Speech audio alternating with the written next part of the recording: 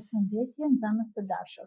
Unë jam Shemsia Ajdari, mësuesje e klasës 5, pranë shkollës fillore 7 Marsi, fshati Çollopek, komuna e Bërmenicës, Tetov. Sot, në lëndën e matematikës, në temë gjeometria dhe zgjidhja e problemeve, do të njihena me njësinë mësimore këndi mbi segment. Nxënësi do të rikujtoj këndi. Do të dalloj llojet e këndeve, do të njihet me këndin mbi segment dhe do të njihet me shumën e këndeve mbi segment. Njëherë do të njihena me këndet apo do t'i përkujtojmë këndet dhe llojet e këndeve. Pra, dallojmë dhe emërtojmë llojet e këndeve. Fillimpi duhet të dimë se çfarë është këndi.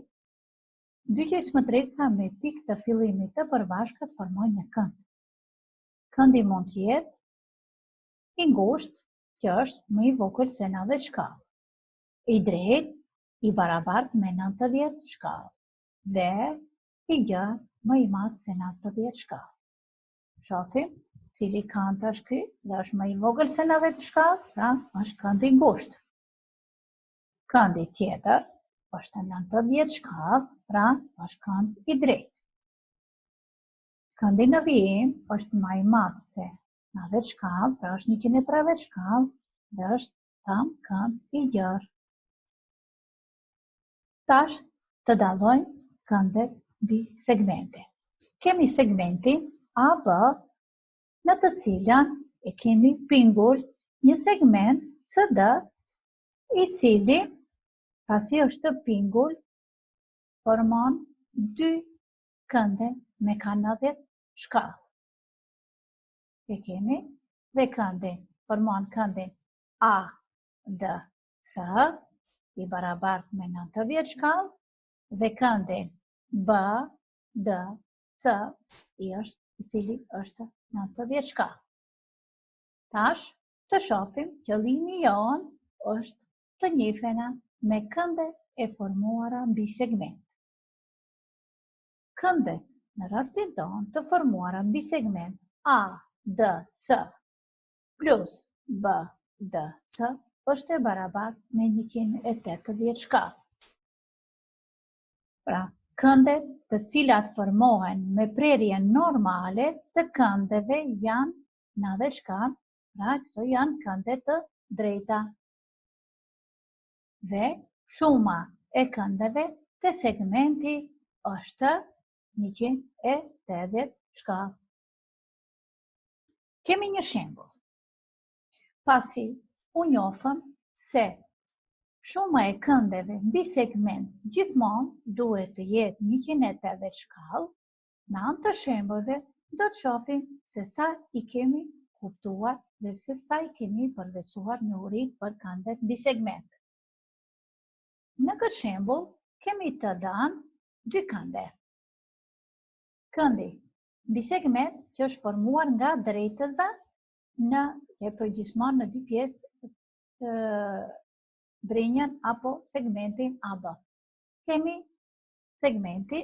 këndin BCD, që është 60 shkallë, dhe këndin ACD, që na nuk e di. Pra, nxënës të dashur, ky kënd sa mund të jetë? Pra, këndi ACD është e barabartë me 120 shkallë. Kemi shembull tjetër.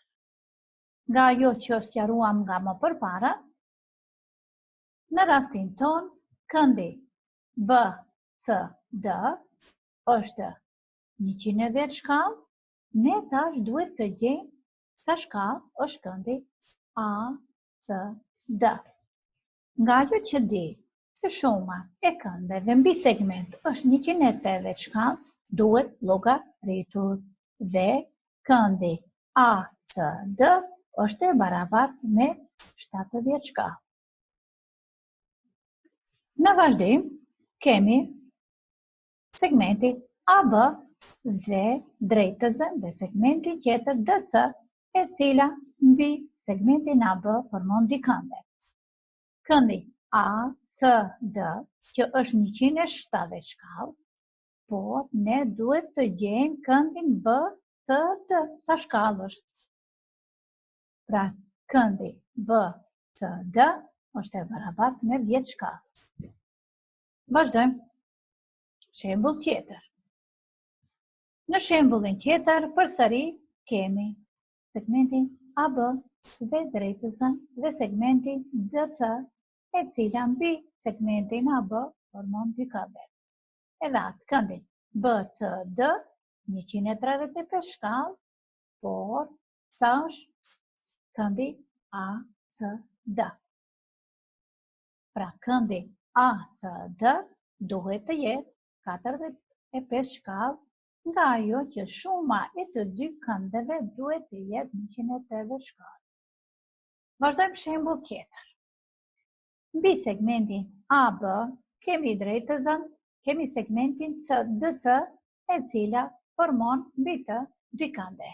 Edhe këndi ACD, që është 88 shkallë, sa do të jetë këndi BCD. Dhe ai do të jetë 92 shkallë. Vazhdojmë, shembull tjetër, kemi mbi segmentin AB, segmenti CD, e cila formon dy kënde. Edhe këndi ACD, që është 107 shkallë. Sa do të jetë tash këndi BCD? Pra këndi BCD do të jetë 73 shkallë. Nga ajo që di se këndet mbi segment janë të barabarta me 180 shkallë. Zënës së dashur, nëse u njoftëm ne sot, pra ne sot u njoftëm me formimin e këndeve mbi segment. Njëherë bëm dallimi e këndeve dhe treguam llojet e këndeve. Pastaj mësuam dhe sqaruam se mbi segment mund ketë kënde shuma e të cilave është 180 shkallë. Për detyrë shtëpie, në fletoren e punës, faqe 34, keni detyrat prej 1 deri në 10. Kaq për sot, të dashur zënës, ju përshëndes ditën e mirë.